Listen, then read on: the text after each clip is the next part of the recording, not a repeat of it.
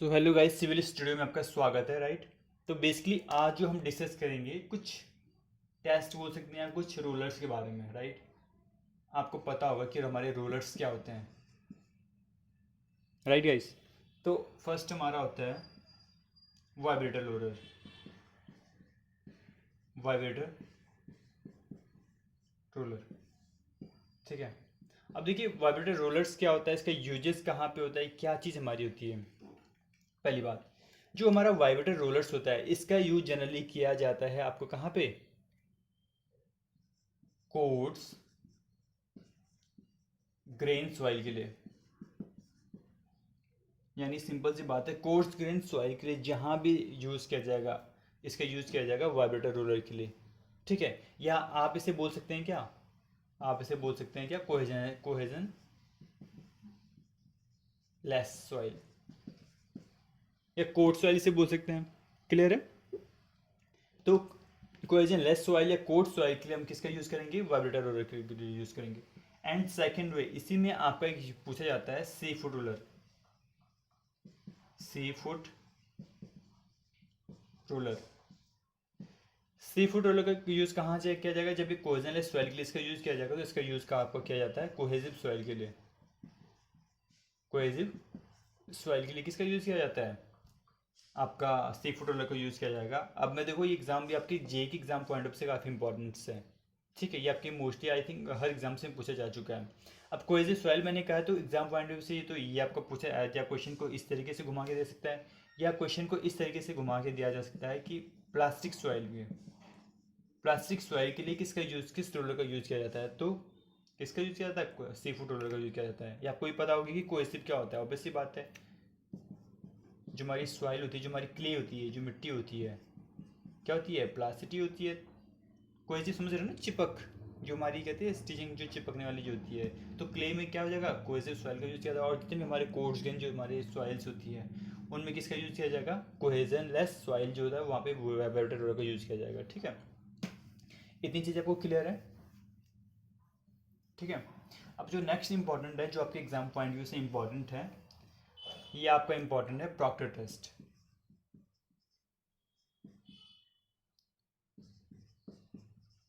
ठीक है। Procter test actually है क्या, अब देखिए अगर आप बुक्स में देखोगे तो काफ़ी लंबा चौड़ा है, इतना कम से कम 2.5-3 पेज का है।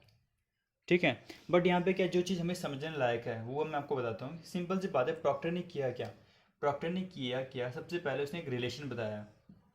ठीक है। किसके बीच में रिलेशन बताया, उसने रिलेशन बताया हमारा वाटर कंटेंट के बीच में और किसके बीच में, ड्राई डेंसिटी के बीच में। इतनी चीज क्लियर है। पहला क्वेश्चन जो आपके एग्जाम पॉइंट से इंपॉर्टेंट है कि प्रॉक्टर ने रिलेशन किसके बीच में बताया है, तो हमारा ये बताया वाटर कंटेंट। आप नोट डाउन कर लीजिए, वाटर कंटेंट और आपका ड्राई डेंसिटी के बीच में। ठीक है गाइस, इतना क्लियर है। अब देखिए प्रॉक्टर ने सिंपल से क्या किया, एक एनर्जी क्या की इसमें इम्पैक्ट की। कोई हमारा सॉइल सैंपल है उसमें हमारा क्या किया, एक एनर्जी इम्पैक्ट की। यानी जो आपने थोड़े पहले भी जो कंसोलिडेशन कम्पैक्शन जो पढ़ा था कि हम एक लोडिंग अप्लाई करते, तो सेम वही बात, एक ई एनर्जी का बोल सकते हैं। ई एनर्जी क्या थी, एक अपनी लोडिंग अप्लाई की। तो उसके द्वारा जो हमें, जो हमारा डेटा जो हमारा कलेक्शन हुआ, ये हमारा डेटा कलेक्शन हुआ इस टाइप का। ठीक है। तो यहाँ पे जो आपको जो सबसे ऊपर जो आपको दिखाई दे रहा है, टॉप मोस्ट कैटेगरी जो उसने प्राप्त की, यहाँ पे उसने क्या प्राप्त की, एक ड्राई डेंसिटी प्राप्त की। ठीक है। ड्राई डेंसिटी बोल सकते हैं कि इसने ड्राई प्राप्त की। और साथ ही साथ उसने जो यहाँ पे प्राप्त किया, ये बोल सकते हैं ओ ये आपको पता होना चाहिए, ऑप्टिमम मॉइस्चर कंटेंट। यानी जिस टॉप कैटेगरी में उसका जो मॉइस्चर कंटेंट है क्या हाई है, तो उसने ये किया, एक ऑप्टिमम मॉइस्चर कंटेंट प्राप्त रिसीव किया किसके द्वारा, ये हमारी इवन एनर्जी उसने अप्लाई की। क्लियर है गाइस। इवन एनर्जी उसने अप्लाई करी, यानी सिंपल सी बात है, कोई सॉइल सिंबल था उसमें उसने इवन अप्लाई किया, उसके द्वारा जो हमारी रिलेशन जो प्राप्त हुआ उसके बीच में, वाटर कंटेंट और ड्राई डेंसिटी के बीच में इस टाइप का मिला। इतना क्लियर है। ठीक है। एंड अगेन उसने क्या किया, जो हमारी इवन एनर्जी है, इस बार उसने एनर्जी जो प्राप्त की, एनर्जी का जो इम्पैक्ट डाला वो मैक्सिमम था, यानी E2 is greater than E1। यानी इस बार जो उसने लोड अप्लाई किया किसी सॉइल सैंपल में वो ग्रेटर देन था E1 से। यानी तो उसके द्वारा उसने क्या देखा कि जो हमारी जो रिलेशन जो निकला इसके बीच में, तो जो हमारा ऑप्टिमम मॉइस्चर कंटेंट जो निकला वो हमारा क्या निकला, E1 के कंपैरिजन में E2। या बोल सकते हैं कि जो हमारा ऑप्टिमम मॉइस्चर कंटेंट निकला वो हमारा क्या निकला, पहले ही निकल गया। यहाँ पे हम बोल सकते हैं ओ एम सी, आप यहाँ पे नोट कर लो। ओ एम सी को क्लियर है ना। अब ओ एम सी क्या होता है, ऑप्टिमम मॉइस्चर कंटेंट, यानी जिस जिस टाइम जिस आप बोल सकते हैं जिस कैटेगरी में ये हमारा मॉइस्चर कंटेंट क्या हाई है।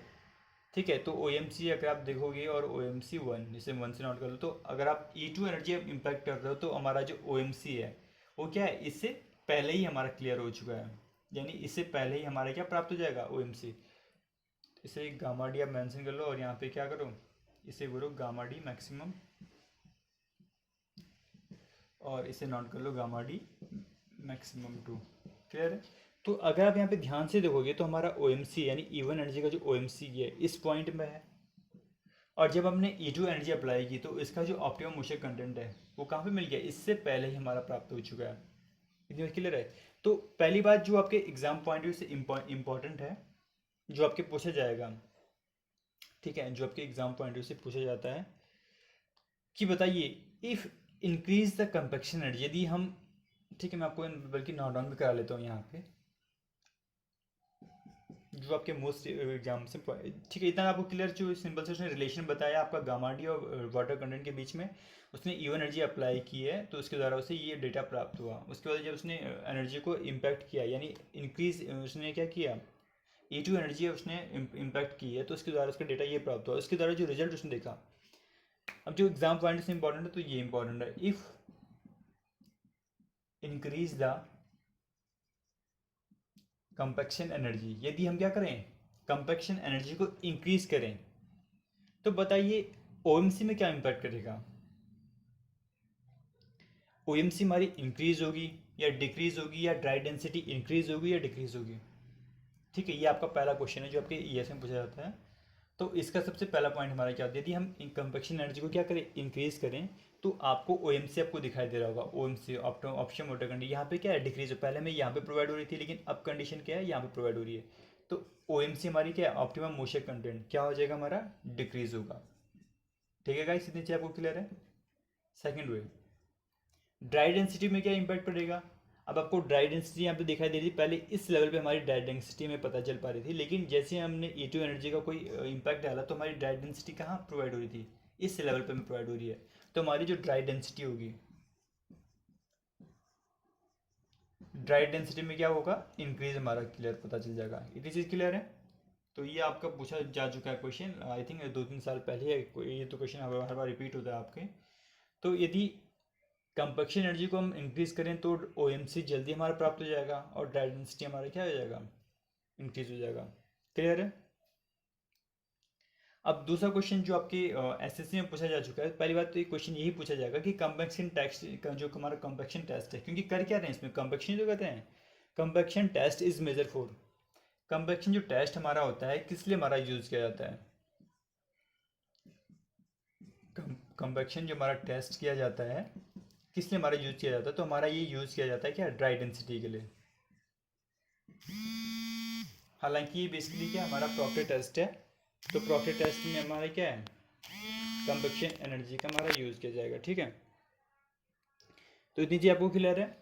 यदि इंक्रीज द कंपैक्शन एनर्जी, यदि हम क्या करें, अपना कंपैक्शन एनर्जी को इंक्रीज करें तो ओ ये हमारे डेटा प्राप्त होगा। यदि हम, और दूसरी बात जो आपके एसएससी में पूछा जा चुका है कि कंपैक्शन टेस्ट किस लिए यूज़ किया जाता है, तो हमारा यूज़ किया जाएगा ड्राई डेंसिटी के लिए। क्लियर है। अब देखिए इसी के बेस में प्रॉक्टर ने क्या किया था, 4